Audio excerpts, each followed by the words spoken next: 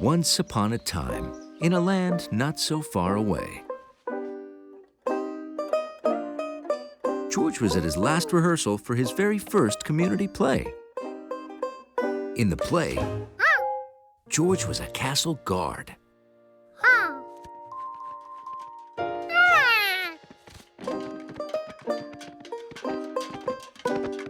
He really wished he were a knight, like Steve and Betsy.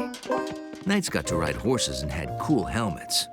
Plus, knights were really brave. But the man said, "There are no small roles. There are only small monkey actors." So George kept practicing to make sure he said his line right. "Sire, 2 riders approacheth."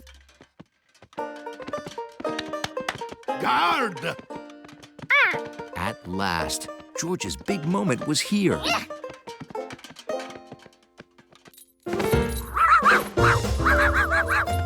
no! Charkie! She'll wreck the stage! Guard the castle! It was just like in the play.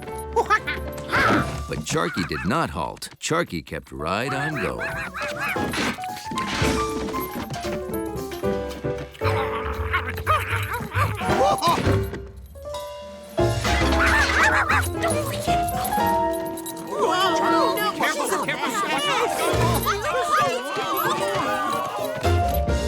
Well, at least the castle's in one piece.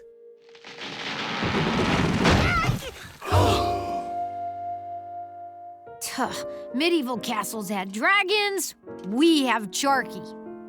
Well, we'd better get busy rebuilding the set and the props. We'll get the flag back. You guard the stage, George, in case Charkie comes back. George felt awful. It was his job to guard the castle, and he'd messed it up.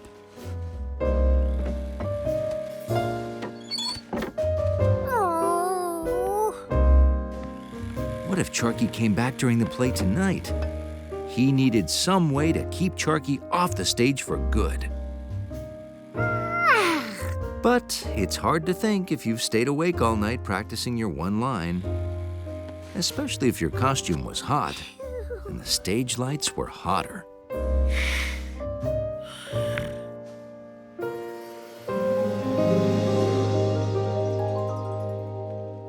What ho! That means, hey, what's up? A dragon is on the loose. Don't want it getting into the castle again.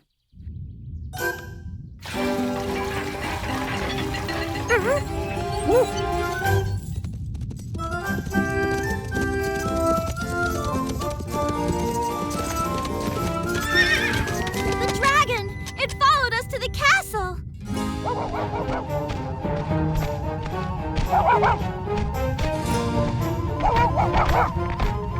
Good guard George had to stop the dragon.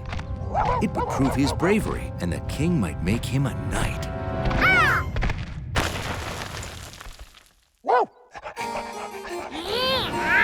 Nothing is worse than dragon breath.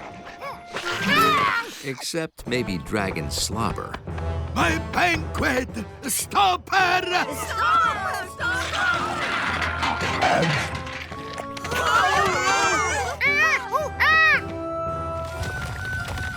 Wizard, can you no stop the beast?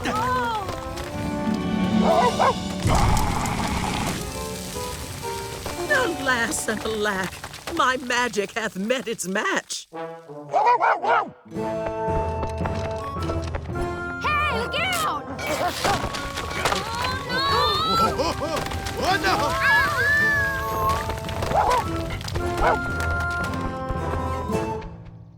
The king would never make good guard George a knight now. How can we have our celebration with that beast destroying the castle? And then the little guard remembered.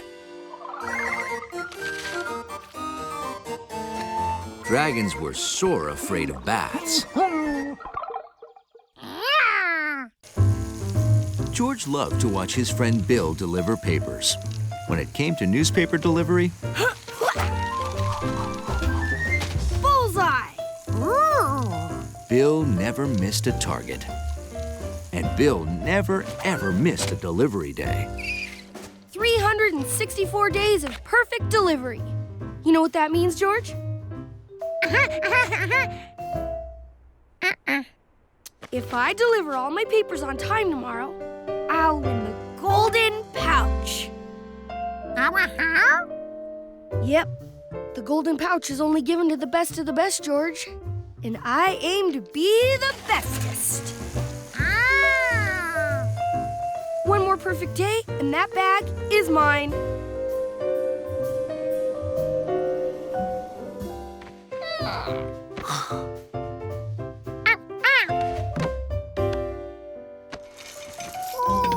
But the next day was not perfect. It was lousy. George wondered how Bill would ride his bike in all that snow. Not very well, it turned out. Can you believe this, George? Biggest day of my career, and I can't even get out of my driveway. Last time it snowed this bad, Pugnose O'Reilly crashed on the Lake Street curve, sprained his elbow, and I had to retire. That's how I got his route! It's no use. So long, golden pouch.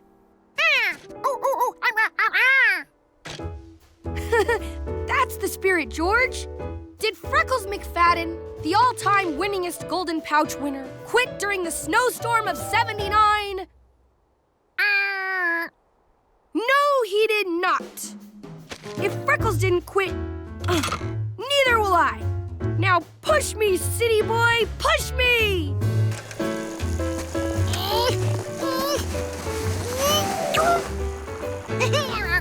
Thanks, George!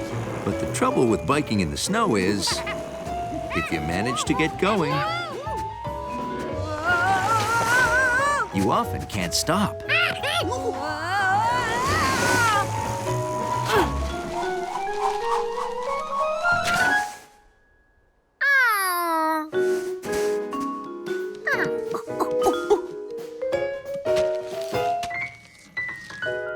I can't even make my first delivery. How am I going to finish my whole route in time? Hey! If you're not delivering papers, want to pull me around in the snow? Bikes did not work well in snow. But that thing did. Ooh-hoo-hoo.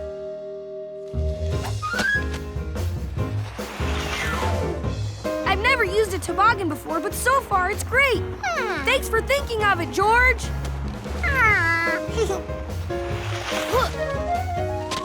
Of course, once we get to the flats, we'll have to pull it.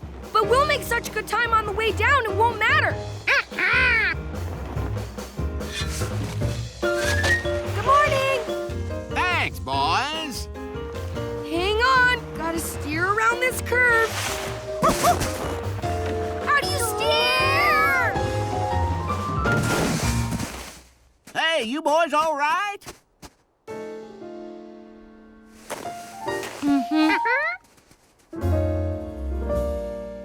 I don't know much about toboggans. I'm not much on snow sports. I guess I spend too much time playing with my trains. Ooh! Maybe there's something else you could use in here instead. George!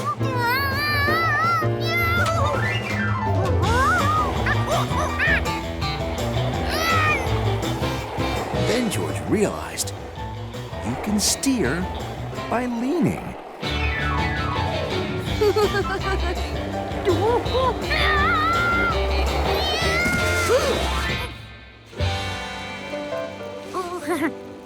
George, you're a genius. Why didn't I think to lean?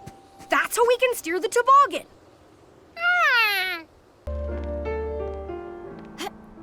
It had been a very sneezy winter. First, George had been sick, and now it was the man with the yellow hat's turn. George hoped his special, cold-fighting little bit of everything soup would make him feel better.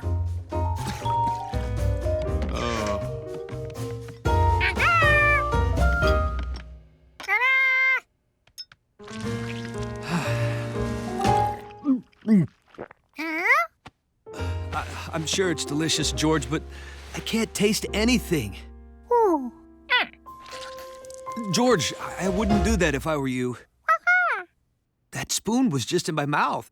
It probably has cold germs on it. See, germs are too tiny to see, but they're inside me. And cold germs are what made you sick when they got inside you. Ew. Yep, so be sure to wash your hands.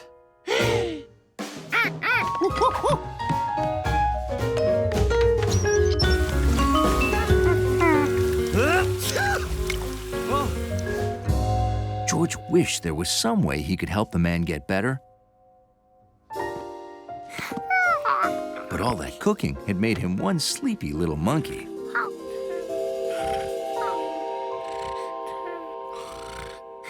George had just fallen asleep when he heard a strange sound.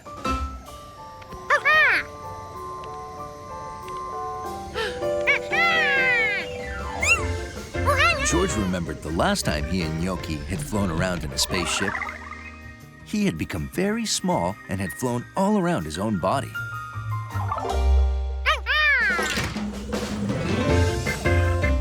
Being small again might help George find those germs that were inside the man with the yellow hat.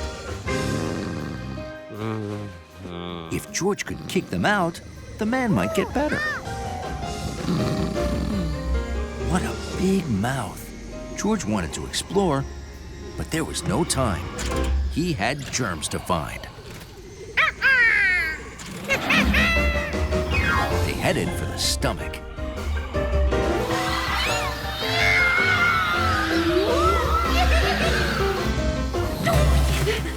But when they got into the man's stomach, they found out they weren't alone.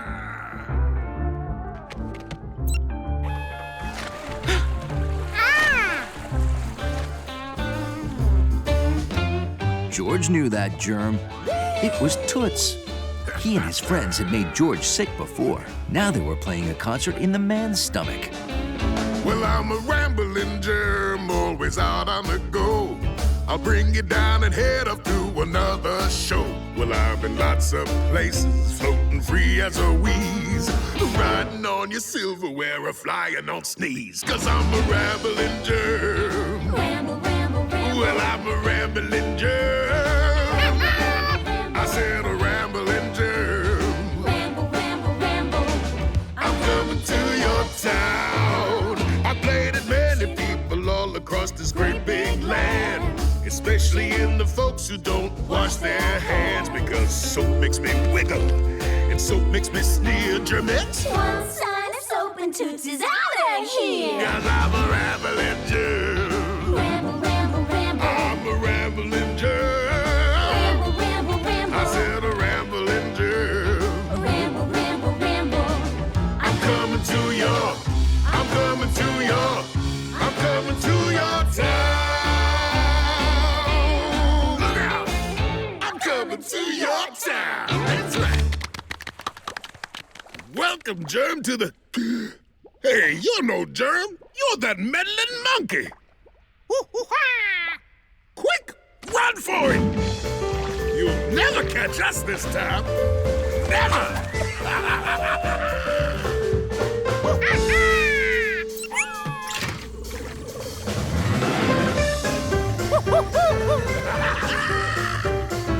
Watch out for the mucus. A germ could get stuck in that stuff.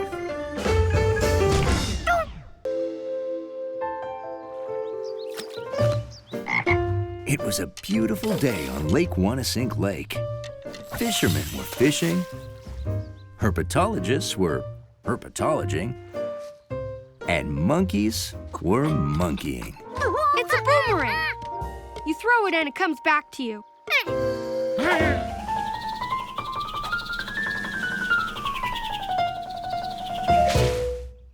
Well, it's supposed to come back.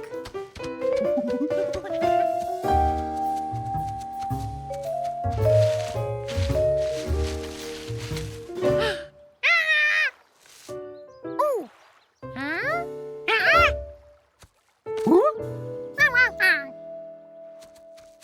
Huh? A ping pong ball. No, it's an egg. Where'd it come from? A bird's nest, of course. Maybe it rolled here. Poor little fella. How do you know it's a boy egg? I think it's a girl egg. And I'm gonna name her Tiffany. Still, it's a bad spot for an egg. Eggs are great for some things. The shell lets in air and moisture and keeps out dirt. That's good. But 'cause they're so thin, they let in cold and heat too. That's bad. That's why birds sit on them, so the egg is always the right temperature. An egg without a nest might not hatch. George had to get the egg back to its nest before it was too late. Wait! Eggs can break. Like that. Plus, you shouldn't slosh them around. We have to find her mommy so she can come and sit on Tiffany. Good idea! My paper out! Oh, I'll come help as soon as I'm done. It's up to us, George. How about I stay here and protect Tiffany while you find the mommy? I know! Ask Grandpa. He knows all about eggs.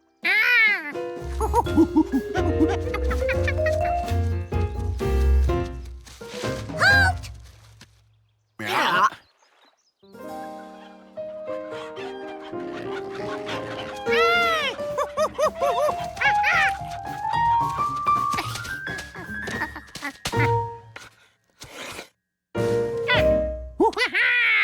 Found an egg, huh?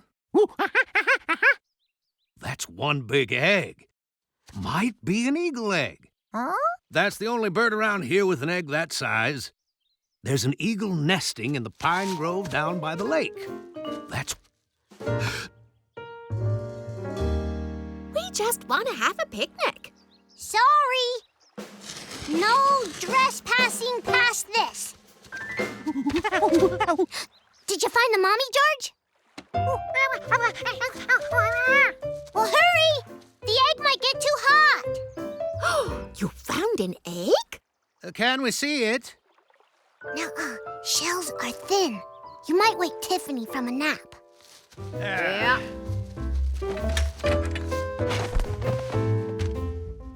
Want some watermelon?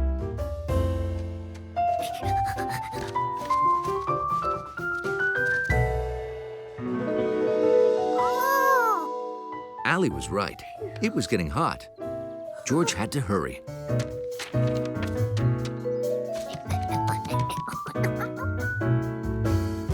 Well, they gotta be here somewhere. They couldn't just walk away. Well, they could. I just hope they didn't, because that would be a disaster.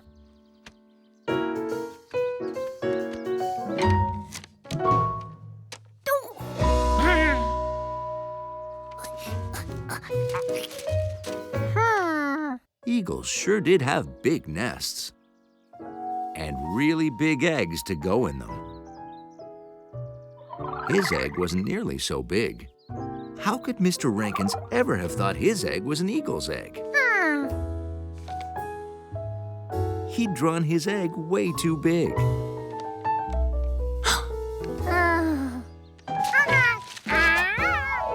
The N Avenue Animal Shelter scavenger hunt is about to begin. Boys, I tell you, Team Piscetti is going to do very, very well today. Maybe we won't win, but we're gonna raise a lot of money for a good cause. Who says we won't win? Well, we're pretty good, but we're never going to beat my cousin. You have a cousin, Chef Piscetti? Oh, that's right. Cousin Linguini. He's the greatest, even when we were little. I thought I knew all about making the mud pies. Until I saw Cousin Linguini's. I'll never be as clever as he is. There he is! Come on, come! Hey, Cousin Paschetti, nice to see you. You look great. How you doing? Well, good. But I'm afraid we're going to lose to you. Come on, where's your confidence?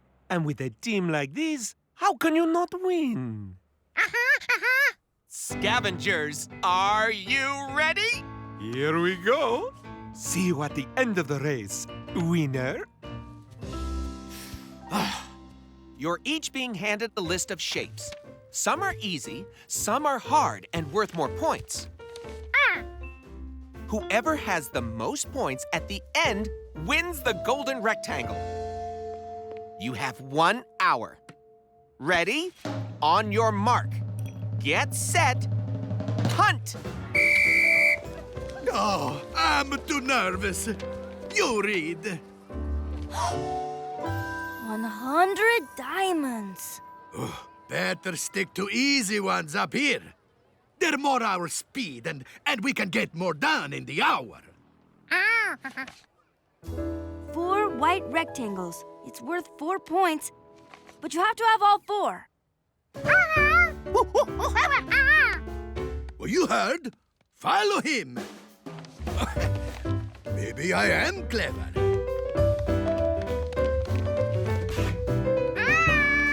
Well, hi, George.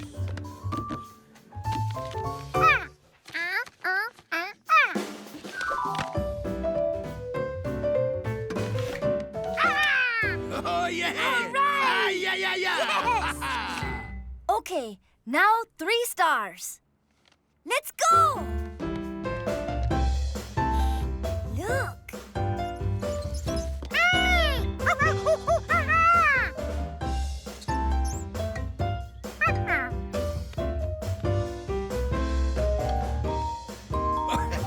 Yes!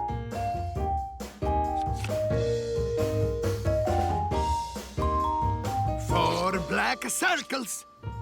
5 squares. So that's 16 points. 37 minutes left. What else, Marco? We can get 8 points if we find a large octagon. Octagon, eh? Something with the 8 sides.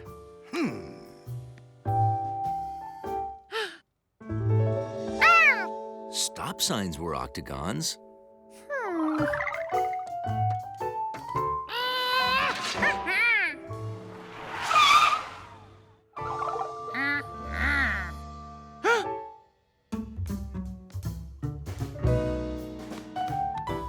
Wow, what is that? 1, 2, 3, 4, 5, 6, 7, 8! Octagon! 8 more points! Good work, Giorgio! Oh boy! What's left? 12 egg-shaped things. Oh my. Oh, what is shaped like an egg? Biscotti nose! Eggs! They're perfectly egg-shaped! How is it going? 36 points! Now, Nettie, I don't want to jinx her, but I think maybe we're gonna win this one. Then I'll cook your pizza, so you can celebrate. 12 points for a blue ring. Let's go!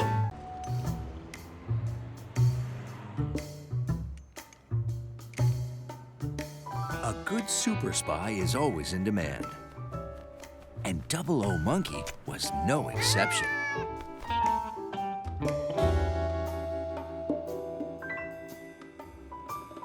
Betsy had asked 00 Monkey to keep an eye on Steve. He disappears every day and won't tell me where he's going. And Steve never keeps secrets, so this one must be big. I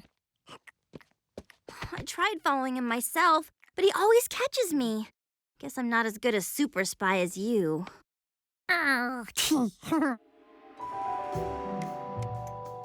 Betsy was worried that Steve was making her another good luck gift for her dance recital.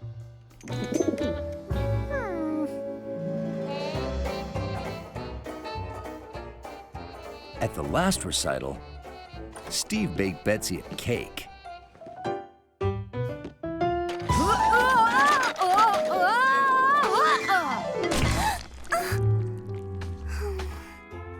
The time before that, he brought flowers.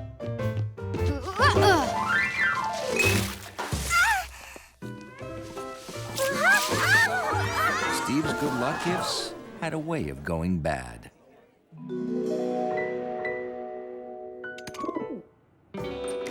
Betsy wanted 00 Monkey to follow Steve and blow the lid off his potentially messy plot.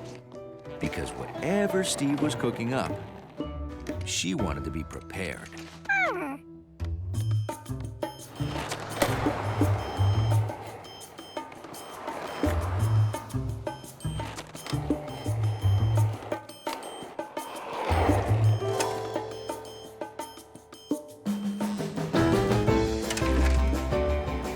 Betsy said when she'd followed Steve, he'd gone through the park. 00 Monkey was on his tail.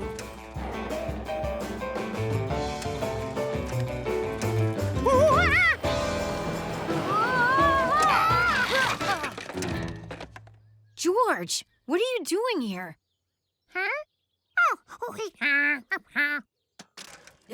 Well, cool. Gotta run.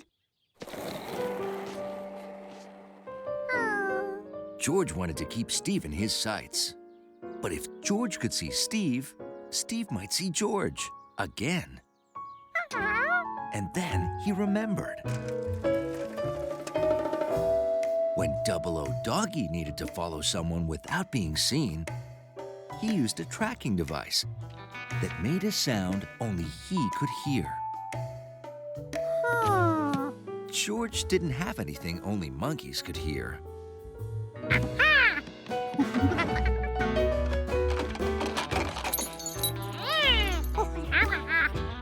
But he did have a tracking device that didn't look like a tracking device. A keyring for my favorite soccer team, the Metropolis Ringers? This is so cool! Thanks, George! Listen to that team spirit!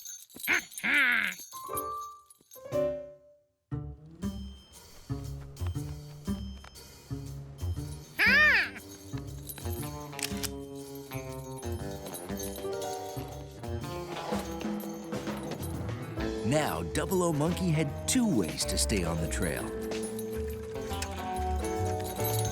Sight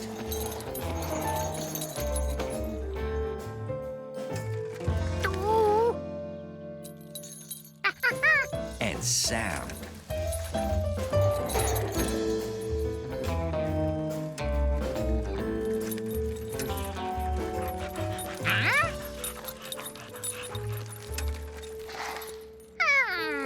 But cities are noisy places.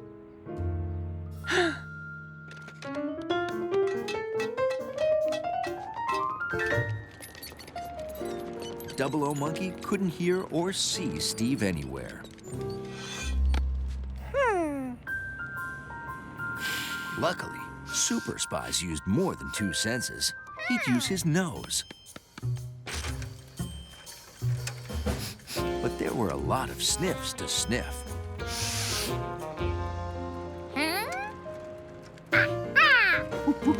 Opening day of the museum's aviation show. And if there's one thing monkeys, dogs, and men with yellow hats are amazed by, it's flying machines. George? Oh, boy.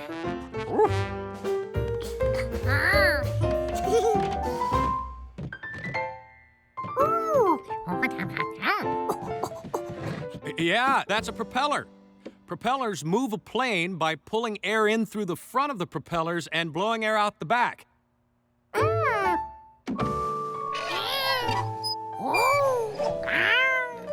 No, George, that's not how you use it.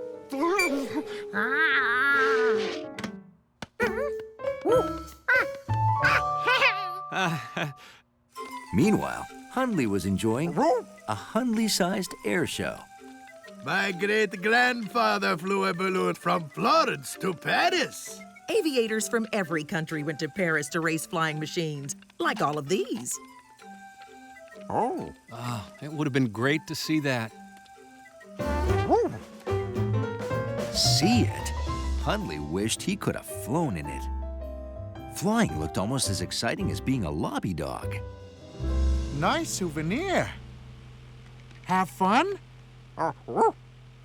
It sure is hot in here. The air conditioner stopped. Now that Hunley's back, I can leave my post to fix it. Mind helping out? No problem. George, you want to stay here and help Hunley watch the lobby?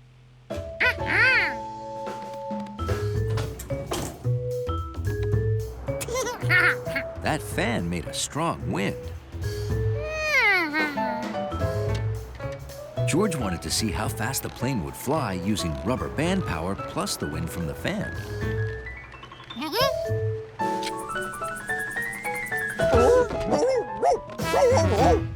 But all Hunley wanted was to do his job and enjoy his balloon. His balloon? He'd let go of the string.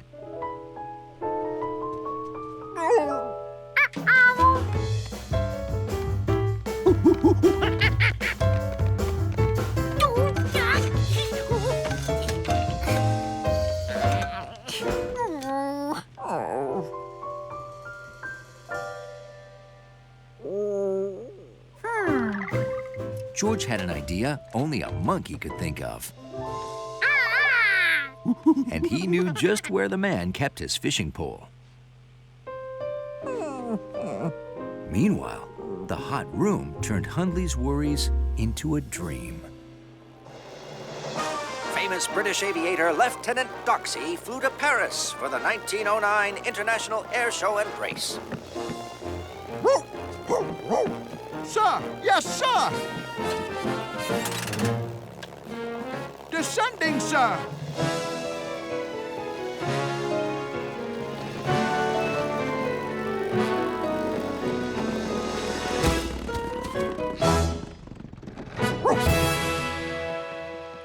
Daring bipedal aviator Mademoiselle Wiseman was also competing. Oh, good to see you again, Doxy. Loser buys winner dinner, like last spring in Vienna. Oh,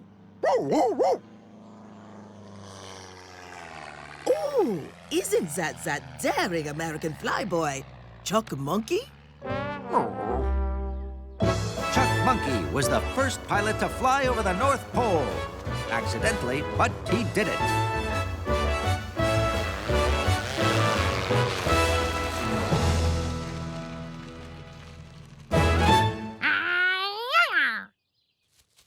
Doxy worried Chuck could win this race. He'd heard it was hard to beat a monkey with a rubber band.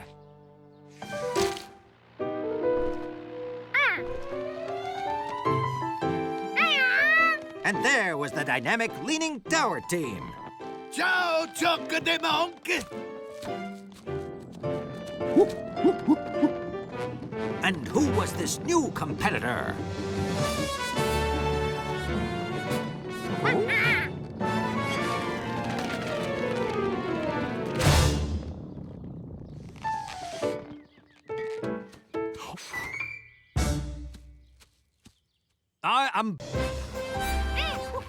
When you're friends with scientists, you never know when you might be called for a science-y mission. Like helping chart undersea volcanoes in Hawaii. And studying the habits of tropical fish. Now, George had some time to relax. George, can you come out and play?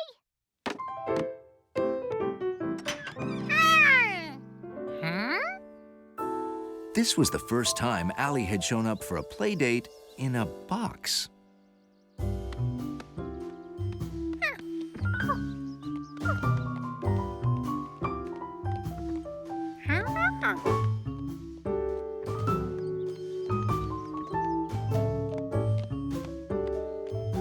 Hi, George.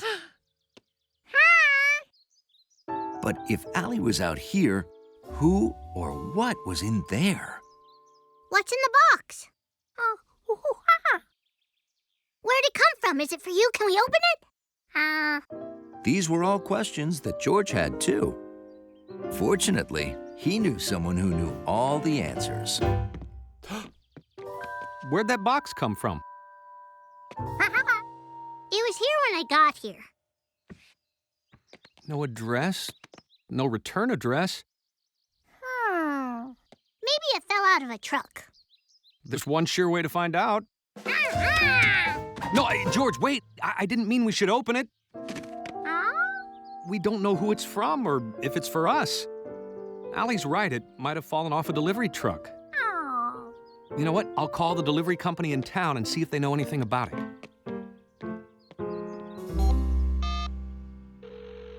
Lost and found?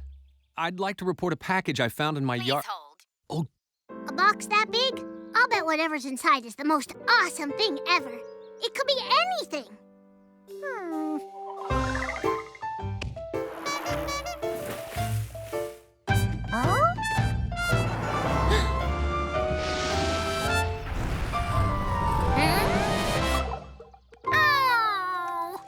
Hi, George, Allie.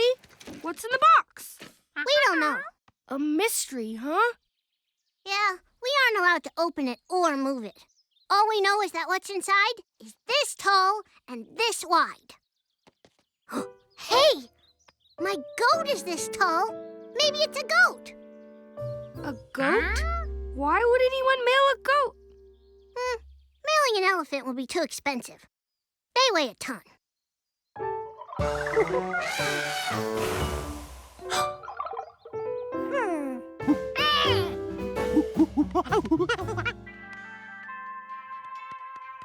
Allie gave George an idea. If they knew how much the box weighed, that would give them another clue about what was inside. 20 pounds. What weighs 20 pounds that could fit in that box? Oh, I know. 20 pounds is what a 20-pound goat weighs. Huh? I'll show you. Allie's right. A 20-pound goat weighs 20 pounds. Then again, 20 pounds of anything weighs 20 pounds. So, it could be anything. I keep thinking a 20-pound goat. Maybe because you've been looking at one? If only there was a place you could see every 20-pound thing that would fit in a box that size. Then he realized there was.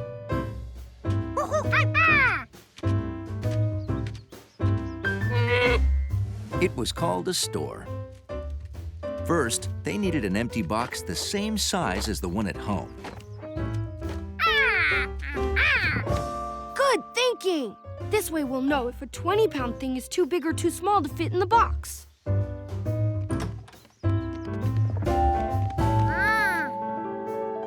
Luckily, the country store had everything. Pillows were the right size. But George needed to find something heavier.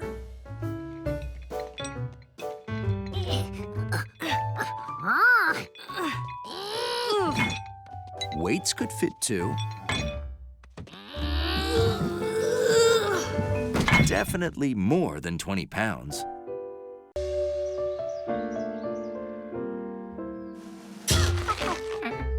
All spring, George and Allie had a project. A garden. They dug holes, planted seeds, watered, and waited until a tiny sprout appeared.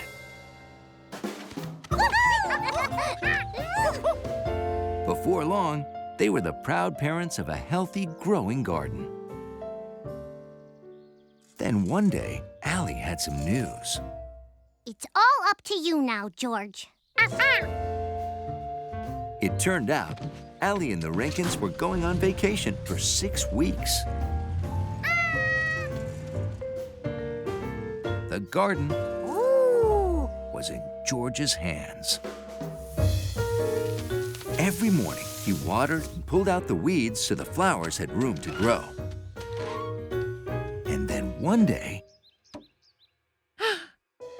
flowers started blooming.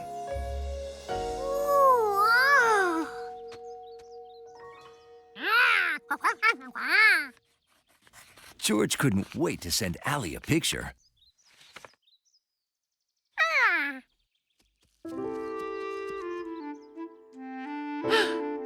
Someone else was impressed with George and Allie's flowers, too. A deer. George had to be careful not to scare the deer away.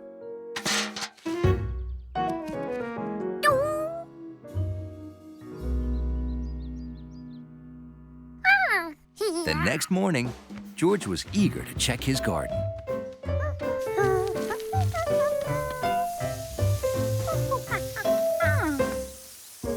Flowers weren't supposed to go back into the ground, were they?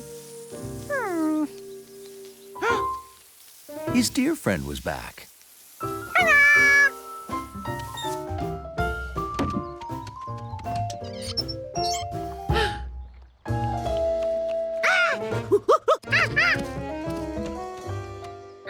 It turned out that the deer liked George's flowers too much. This was horrible. George could just imagine what Allie would say. George didn't know what to do. Then at breakfast, he had an idea. Maybe if George shared his oatmeal, the deer wouldn't want to eat his garden.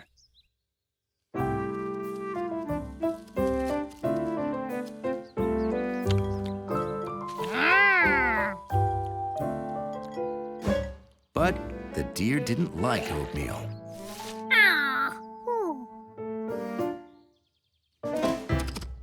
She liked flowers.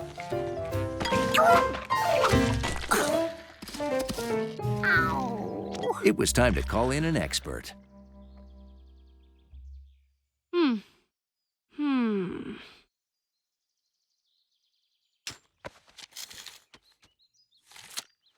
Looks like a deer's been eating your flowers.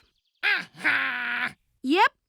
My mom had the same problem, but last week she built a high fence and they all went way far away. There's plenty of grass and wildflowers for them to eat. You just have to keep them out there. Hey, maybe you could build a tall fence too. A really high one they can't jump over.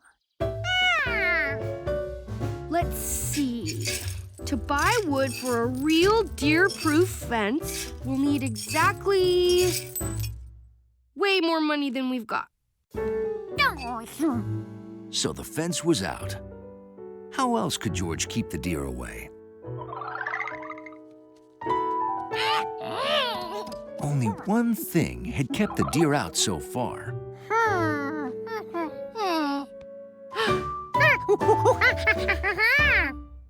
You mean you want to stand in the garden all day? George had built a scarecrow to keep pigeons away. Maybe he could make a scared deer.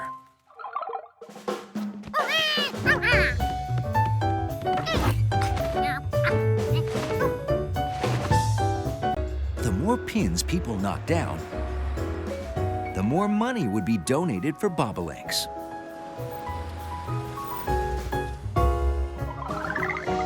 So the children were having a practice game before the tournament to get better at knocking down pins.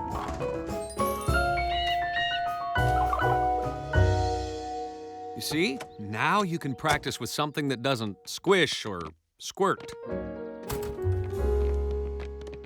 Oh, good. You're here. We have to cancel the tournament. Cancel the tournament? We have an emergency. Normally, I rack the children's bowling balls and Mr. Berg polishes the shoes. But Mrs. Berg's back has been acting up, so we switched. And now Mr. Berg's fingers are stuck. I have to drive him to the doctor's. On account of I can't steer with bowling ball hands. Ow! There will be no one to hand out shoes or work the concession stand. We can do it. We keep all the shoes over here. Oh! Oh, let's get you to the doctor before you do any more damage. Don't worry. We'll have things back to normal in no time.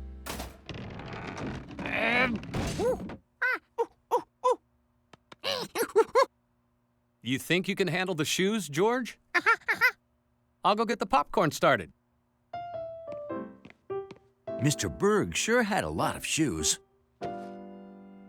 Luckily, George had a lot of hands.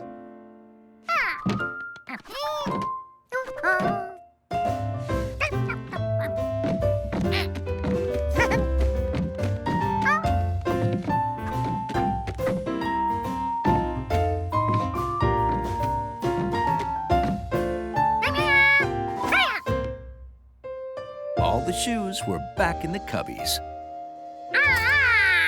Hiya, George. And just in time, the children's practice round was about to start. This is my first time bowling, but I know I'm going to be good at it, because my grandma always tells me how good I am at knocking things down around the house. Me and my team need shoes.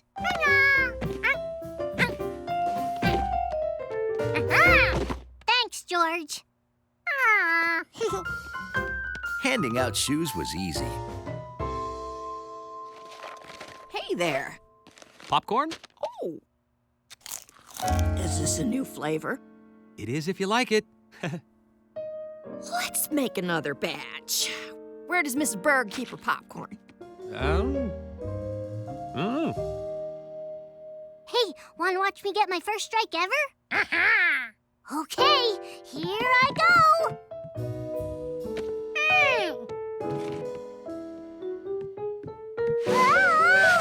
Oops. Next time. Something was wrong with Allie's shoes. In fact, something was wrong with all the shoes.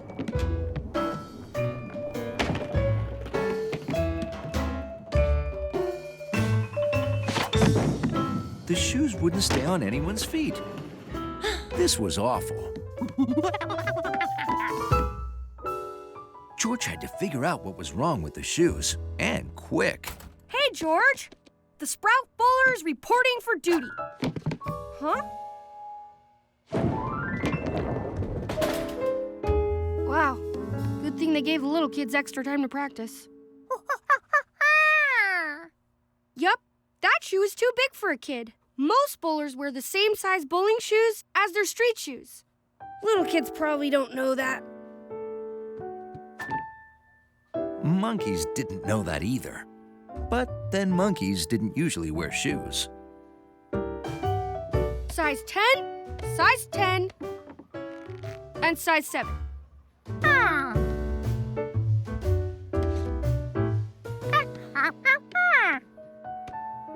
You're right, George. The size is written on the back.